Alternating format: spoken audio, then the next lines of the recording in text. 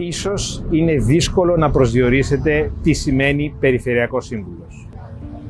Όμως, έχει μεγάλη σημασία για τη δική σας καθημερινότητα, επειδή η Περιφέρεια Αττικής έχει καθοριστική επίδραση και παίζει αποφασιστικό ρόλο σε μια ευρεία γκάμα θεμάτων κοινωνικών και πολιτικών. Επιτρέψτε μου να σας συστηθώ. Είμαι ο Παναγιώτης Ανδρικόπουλος, δικηγόρος, με μεγάλη εμπειρία μεταξύ άλλων στην ερμηνεία των πολυδέδαλων κανόνων δράσης, κάτι που αποτελεί ένα από τα σημαντικά προβλήματα στην περιφερειακή διοίκηση.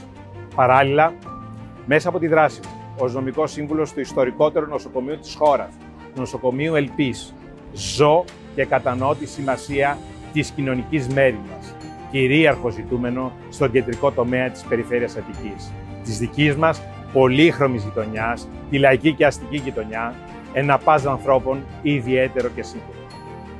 Στην εκλογή της 8ης Οκτωβρίου επιθυμώ να είμαι η επιλογή σου, ώστε να σε εκπροσωπήσω την επόμενη πενταετία στο Περιφερειακό Συμβούλιο.